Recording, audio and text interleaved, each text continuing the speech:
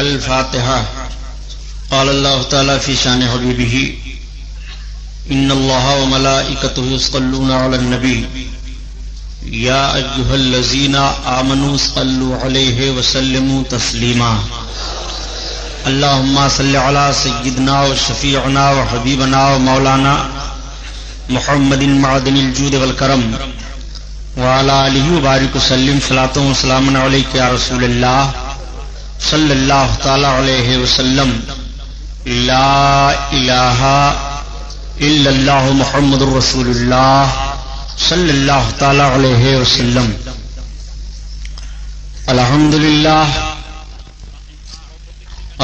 للہ رب العالمین.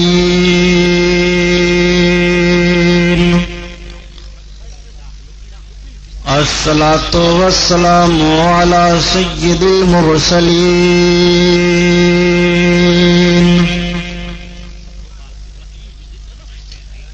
وعلى آلہ الطاہرین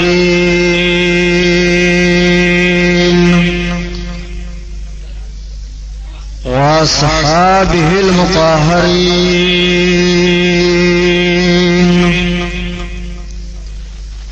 وابنہ الغوث العظم الجیلانی محی الدین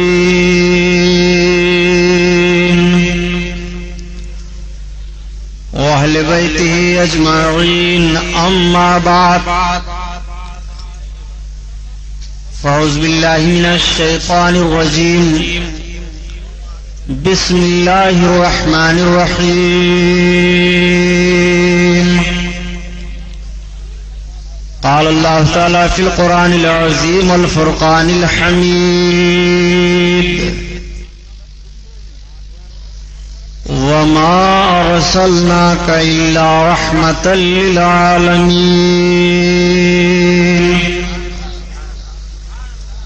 صدق الله البصير القدير وصدق رسوله الرشيد النذير والحمد لله رب العالمين. لائق صدر احترام، پورا مجمع اور درود پاک پڑھ لیجیے. اللہم صلی علی سیدنا مولانا محمد معدن الجود والکرم وعلی آلہ وبارک وسلم صلاۃ و سلام علیک یا رسول اللہ صلی اللہ تعالی علیہ وسلم.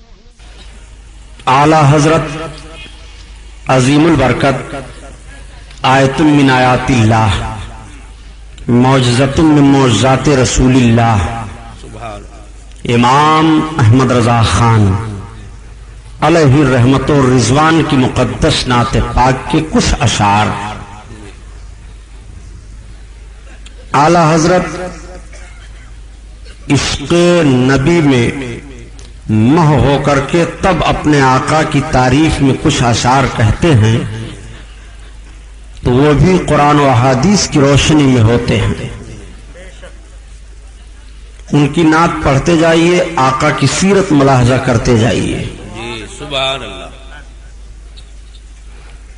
14ویں صدی کا وہ عظیم مجدد جس کا جنم اسی ہندوستان میں ہوا، ہمارے ملک کا سر بہت اونچا ہے اس بنیاد پر. ایسے ایسے لال و گوہر پیدا کیے ہند کی زمین نے کہ ڈاکٹر اقبال کو کہہ دینا پڑا کہ سارے جہاں سے اچھا ہے ہندوستان ہمارا. آخر کس بنیاد پر کہا کہ سارے جہاں سے اچھا ہے ہندوستان ہمارا؟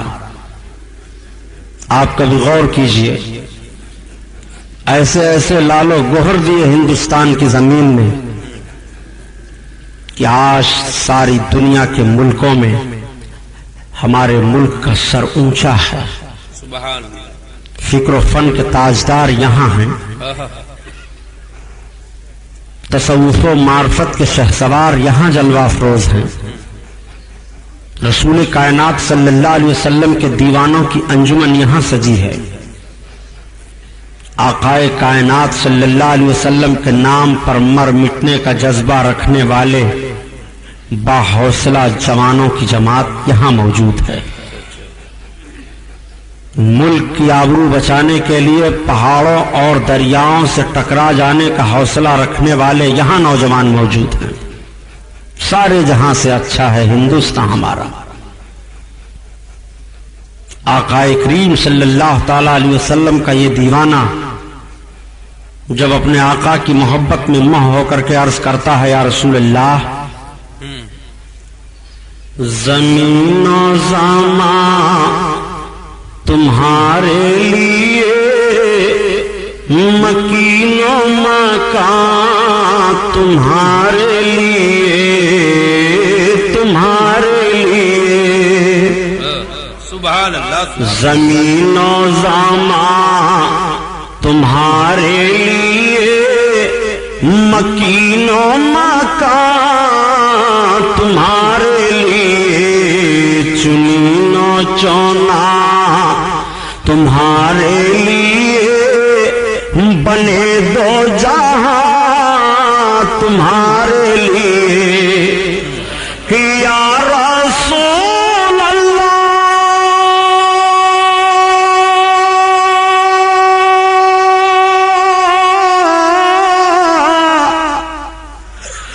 دہن میں زوبا تمہارے لیے بدن میں جان تمہارے لیے ہم آئے یہاں تمہارے لیے اٹھے بھی وہاں تمہارے لیے تمہارے لیے زمین و زمان تمہارے لیے مکین و مکان تمہارے لیے تمہارے لیے خلیل و نجی مسیح و صفی سبھی سے کہیں نہ بنی بہت خلیل و ناجی مسیح و صفی سبھی سے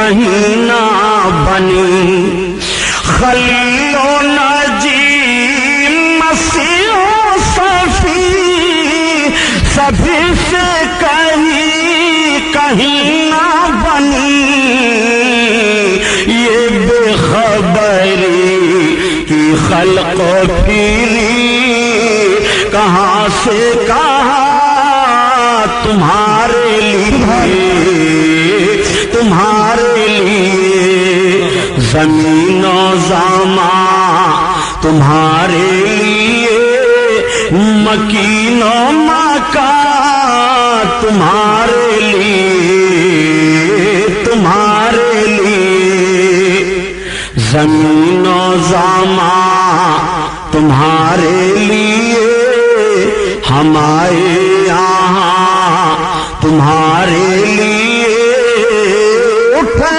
بھی وہاں تمہارے لیے تمہارے لیے فدائے حامل قرآن بولے غلام موتی ایمان بولے وہ نکتہ رس دقیقہ دان بولے ادب کا مطلع تابان بولے وَأَحْسَنُ مِنْكَ لَمْ تَرَقَّتُ عَيْنِي وَأَجْمَلُ مِنْكَ لَمْ تَلِدِ النِّسَاءُ خُلِقْتَ مُبَرَّأً مِنْ كُلِّ عَيْبٍ كَأَنَّكَ قَدْ خُلِقْتَ كَمَا تَشَاءُ ہزار بار بسویم دہن سے مشک و گلاب ہنوز نام تو گفتن کمال بے ادبیست.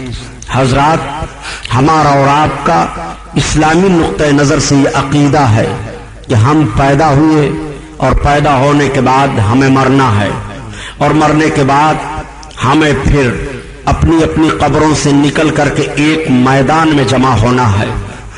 اب ایک سوال پیدا ہوتا ہے ہم دنیا میں آنے سے پہلے کہاں تھے اور دنیا میں آئے ہم دنیا میں آ کر کے کیا کر رہے ہیں ہماری ذمہ داریاں کیا ہیں ہم کو دنیا میں کس لیے بھیجا گیا ہے اور ساری مخلوقات میں رب تعالیٰ نے انسانوں کو اشرف المخلوقات کیوں قرار دیا اس کو کرامت کا تاج کیوں پہنایا گیا. ذہن و فکر سے سوچنے کی بات ہے.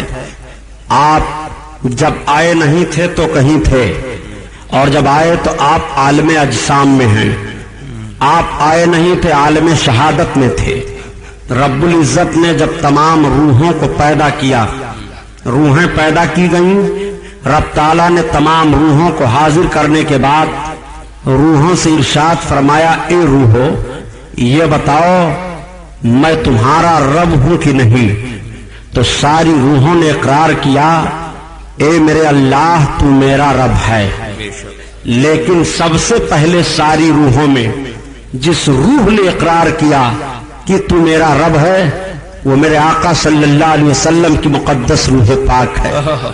جب سب سے پہلے سرکار کی مقدس روح پاک نے اقرار کیا خدا کی ربوبیت کا، تو آپ کی اتباع میں ساری روحوں نے اقرار کیا۔ سبحان اللہ۔ اقرار کا ایک مزاج تھا کہ سرکار کی مقدس روح کے اقرار کے بعد جو جس انداز سے اقرار کرتا چلا گیا، اس کو اتنے ہی انداز سے درجہ ملتا چلا گیا، اور جو سب سے پیچھے رہ گئے وہ دنیا میں آئی روحیں جب اجسام میں منتقل ہو کر کے تو کفر و گمراہی کے بادل میں وہ پھر بھی گھری رہی۔ اللہ تعالیٰ نے ساری روحوں سے اپنی ربوبیت کا اقرار لیا، اور ربوبیت کا اقرار لینے کے بعد پھر صرف انبیاء اور رسولان اعظام کی مقدس روحوں کو روکا اور ان سے اقرار لیا۔ رب نے اپنے محبوب کے تعلق سے اقرار لیا، اے انبیاء اور نبیوں کی روحو یہ میرے محبوب کی مقدس روح ہے، جب یہ دنیا میں جائیں گے تو تم سب کو ان پر ایمان لانا ہے، ان کی حمایت و نصرت کرنی ہے۔ کیا اقرار کرتے ہو؟ تو ساری روحوں نے اقرار کیا، ہاں میرے رب ہم اقرار کر رہے ہیں۔ اللہ نے ارشاد فرمایا، تو اب سنو میں تم سب پر گواہ ہوں، اور ایک دوسرا دوسرے پر گواہ ہو جائے، اور جو اس کے بعد سے پھرے گا حالانکہ رب جانتا ہے تو وہ حد سے گزرنے والوں میں سے ہو جائے گا۔ رب کو علم ہے کہ جو نبی ہوں گے، جو انبیاء کرام میں جن کا شمار ہے، وہ اس وعدہ سے پھرنے والے نہیں ہیں۔ دنیا میں انسانوں کی آمد حضرت آدم علیہ الصلوۃ والتسلیم کے وسیلہ سے شروع ہو گئی، انسان آتے رہے، ان کی ہدایت کے لیے پیغمبر مبعوث ہوتے رہے، سلسلہ چلتا رہا۔ پیغمبروں کا آخری سلسلہ میرے آقا صلی اللہ علیہ وسلم پر آ کر کے ختم ہو جاتا ہے۔ اب آقا کے بعد کوئی نبی نہیں، آقا کے بعد کوئی رسول نہیں۔ آقا کریم نے ارشاد فرمایا، اللہ نبی یا بابی، میرے بعد کوئی نبی نہیں ہے، اور قرآن نے اعلان کر دیا، محبوب آپ خاتم النبیین ہو، آپ سارے نبیوں میں سب سے آخر ہو، اب آپ کے بعد کوئی نبی نہیں ہے۔ نبوت کا دروازہ بند ہو گیا، رشد و ہدایت کا کام پھر بھی جاری ہے۔ صحابہ نے عرض کیا تھا ایک موقع پر، یا رسول اللہ آپ کی امت کی ہدایت کے لیے اگر کفر و گمراہی کے بادل پھر برسنے لگائیں تو ہدایت کی ذمہ داریاں کس کے ذمہ ہوں گی؟ آقا نے ارشاد فرمایا، میری امت کے علماء کی ذمہ داریاں ہوں گی۔ اسی موقع پر آقا نے ارشاد فرمایا تھا، العلماء امتی کا انبیاء بنی اسرائیل، میری امت کے علماء بنی اسرائیل کے نبیوں کے مظہر ہیں خدمت دین میں۔ آقا کریم صلی اللہ تعالی علیہ وسلم کا اعلان ملاحظہ فرمائیے، انسانوں کی تعداد کا شمار نہیں ہے، پیدا ہوئے پیدا ہوتے رہیں گے۔ اب سب کا یہ عقیدہ ہوا کہ پیدا ہونے کے بعد مرنا ہے، مرنے کے بعد پھر کسی نے یہ عقیدہ گڑھا کہ ہم دوسری شکل و شباہت میں بھی جنم لیں گے۔ کسی نے کہا کہ کوئی گھوڑا ہوتا ہے، کوئی ہاتھی بن جاتا ہے، کوئی چرند پرند بن جاتا ہے، آواگمن کا عقیدہ مضبوط کرنا شروع کر دیا۔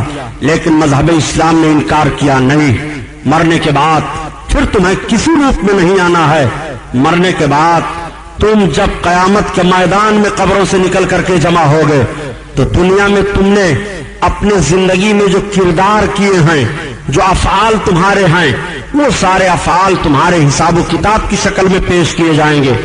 تمہارے دنیا کی ساری کمائی وہاں رکھی جائے گی، اور اس حساب و کتاب کی بنیاد پر تمہارا سارا معاملہ تمہارے سامنے ہو کر کے تمہارے لیے فیصلہ ہو جائے گا کہ اب تمہارا راستہ کدھر ہے، تم جنتی ہو کہ دوزخی ہو۔ یہ تو ٹھیک ہے، سارا معاملہ ہوگا، لیکن ایک سوال پیدا ہوتا ہے، میرے مولا قیامت کی ضرورت کیا تھی؟ جیسے دنیا میں بندے آئے، تو نے پیدا کیا، تجھے علم ہے، تو جانتا ہے میرا بندہ کتنا اچھا عمل کرے گا، کتنا برا کرے گا، کون جنتی ہے کون جہنمی ہے۔ یہ میزان قائم کرنے کی ضرورت کیا ہے؟ پل صراط سے گزارنے کی ضرورت کیا ہے؟ یہ قیامت کے میدان میں سب کو اکٹھا کرنے کی ضرورت کیا ہے؟ مولا حساب و کتاب کرنے کی ضرورت کیا ہے؟ الہ العالمین، کیا تو نہیں جانتا ہے کہ تیرے بندوں کے کتنے اعمال اچھے ہیں اور کتنے اعمال برے ہیں؟ تیرا کون بندہ جنتی کون جہنمی ہے؟ یہ سارا پروگرام بنانے کی ضرورت کیا ہے؟ تو اب آؤ ذرا ذہن و فکر پر زور دے کر کے پھر اعلی حضرت کا شعر پڑھ لو۔ زمین و زماں تمہارے لیے، مکین و مکان تمہارے لیے، ہم آئے یہاں تمہارے لیے، اٹھے بھی وہاں تمہارے لیے۔ یہ سب کچھ محبوب کے لیے کیا جا رہا ہے۔ محبوب کی عظمت کا اظہار کیا جائے گا قیامت کے میدان میں، ورنہ حساب و کتاب کا معاملہ تو پیارے صرف 6 گھنٹے کے اندر اندر قیامت میں حساب ہو جائے گا، اور قیامت کا ایک دن 50,000 برس کا ہوگا دنیا کے دن کے اعتبار سے۔ اب آپ مجھے بتاؤ کہ ایک دن قیامت کا 50,000 برس کے ہوگا، اور لوگ قیامت کے میدان میں 25,000 برس تک، اور ایک روایت ہے کہ 1,000 برس تک مددگار کی تلاش میں پھریں گے۔ سارا پروگرام یہ کس لیے ہے؟ تو اعلیٰ حضرت عظیم البرکت کے بھائی استاذ زمن علامہ حسن رحمت اللہ تعالی علیہ فرماتے ہیں کہ فقط اتنا سبب ہے انعقاد بزم محشر کا کہ تیری شان محبوبی دکھائی جانے والی ہے۔ قیامت کے میدان میں سارے لوگ جمع ہوں گے جو اب تک پیدا ہوئے اور جو قیامت تک پیدا ہوں گے، اولین ہوں گے، آخرین ہوں گے، انبیاء ہوں گے، رسولان اعظام ہوں گے، اولیاء اکرام ہوں گے، کافرین ہوں گے، مومنین ہوں گے۔ کوئی ایسا نہیں ہوگا جو قیامت کے میدان میں جمع نہ ہو، سارے کے سارے لوگ جمع ہوں گے۔ اور قیامت کا دن کیسا ہوگا پیارے؟ اتنا سختی کا دن قیامت کا دن ہوگا۔ اللہ اکبر۔ حدیث میں آتا ہے کہ سورج سوا نیزے پر ہوگا، اتنا پسینہ چھوٹے گا کہ پسینے میں لوگ بہہ جائیں گے، کشتیاں تیر جائیں۔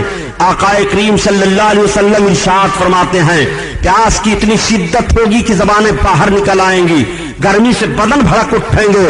اعلیٰ حضرت عظیم البرکات یہ سب کچھ بیان کرنے کے بعد پھر آپ سے کہہ رہے ہیں کہ اپنے رب کی بارگاہ میں جب گرمی محشر سے دعا مانگو تو اس طرح سے مانگو، یا الہی گرمی محشر سے جب بھڑکے بدن دامن محبوب کی ٹھنڈی ہوا کا ساتھ ہو، یا الہی جب زبانیں باہر آئیں پیاس سے صاحب کوثر شہ جود و عطا کا ساتھ ہو۔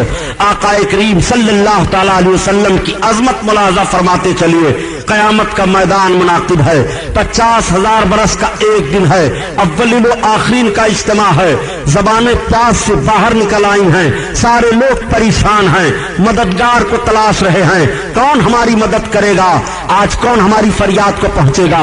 آج دوسرے سے مدد لینے پر ایک طبقہ ایسا بھی ہے جو کلمہ پڑھتے ہوئے بھی گلا پھاڑ رہا ہے کہ اگر تم نبیوں اور رسولوں سے مدد مانگو گے تو معاذ اللہ مشرک ہو جاؤ گے، تمہیں نبیوں اور رسولوں سے یا کسی سے مدد کی کوئی ضرورت نہیں ہے۔ میں آپ سے پوچھنا چاہتا ہوں، جب قیامت کا میدان ہوگا اور قیامت کے میدان میں سارے اولین و آخرین کا اجتماع ہوگا، رب تعالیٰ کا ارشاد ہوگا وامتاز الیوم ایھا المجرمون، اے مومنوں اور مجرموں آج کے دن الگ الگ ہو جاؤ۔ سارے مجرموں کو الگ کر دیا جائے گا، سارے لوگوں کو مددگار کی تلاش پڑے گی، سارے لوگ چیخ پڑیں گے اور مددگار کو تلاشیں گے۔ ہائے کون ہے جو اس قیامت کے میدان میں ہماری مدد کرے گا؟ ایسی ہولناکیوں میں ہمارا مددگار ثابت ہوگا۔